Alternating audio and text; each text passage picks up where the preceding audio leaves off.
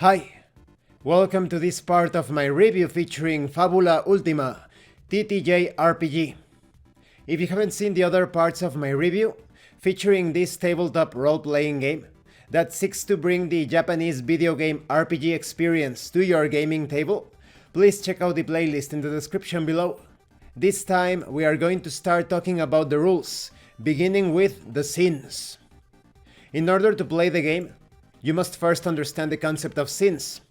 A scene is a segment of gameplay with a beginning and an end, focused around a specific character, obstacle, or conflict. Scenes are an easy way to split the game into manageable time sections and also act as a stage. Characters who are not part of the current scene may not perform any kind of action to affect the story.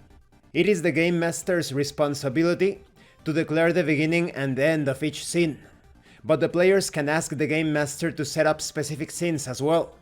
Generally, the scene flows in 4 steps. First, the game master introduces the scene and describes the situation, basically a framing the scene process. Then, the player characters interact with what is presented on the scene, and their actions and decisions push the story forward. The game master describes how the environment and non-player characters react and adds details to the scene as needed. Next, the game master can end the scene at any point, often wrapping things up with a short description of what happens. You should generally end a scene when the situation has been resolved, for better or worse, or the gameplay has moved to a different time or location.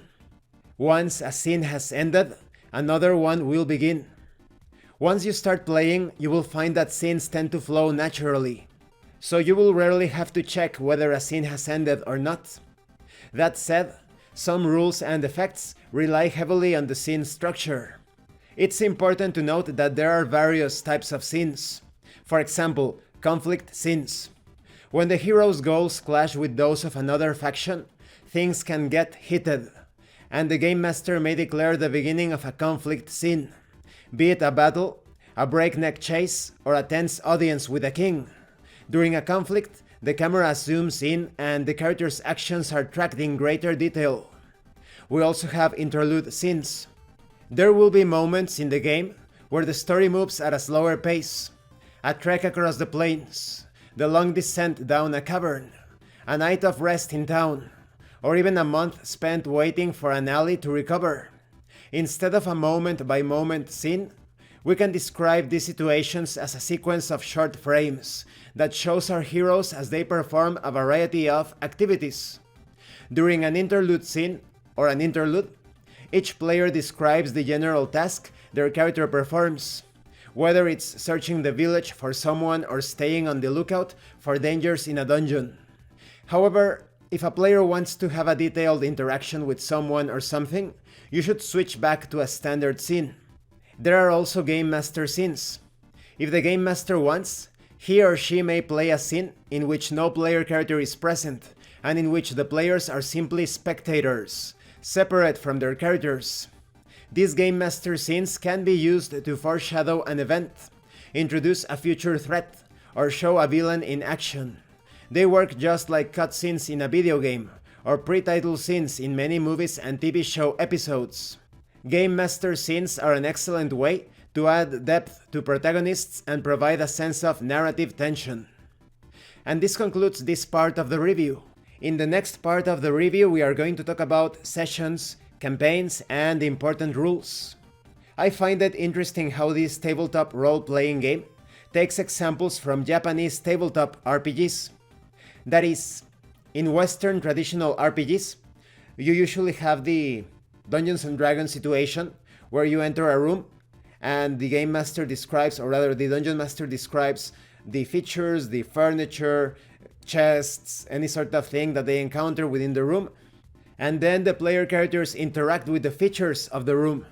That could be considered a scene until they leave the room, or perhaps they trigger something like an alarm and then a group of enemies enter the room, then a conflict scene or battle scene begins. In other systems such as World of Darkness, you have scenes that rely on the situation itself.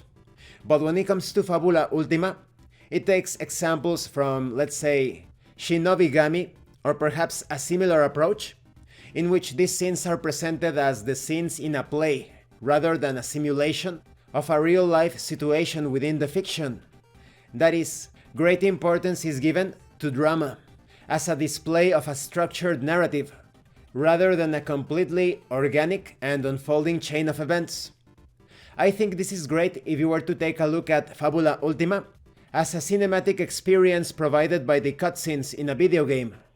And it could be quite common that some characters could be absent, or at least not present all of the time in a particular scene.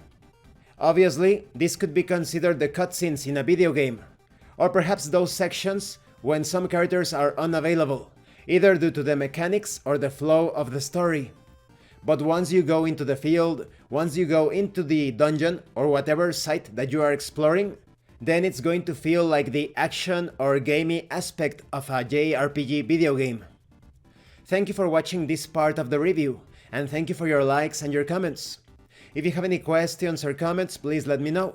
And thank you so much to those of you that are going the extra mile to support the channel. If anyone else wishes to further support the channel, the information on how to do that will be in the description below. Once again, thank you, and see you later.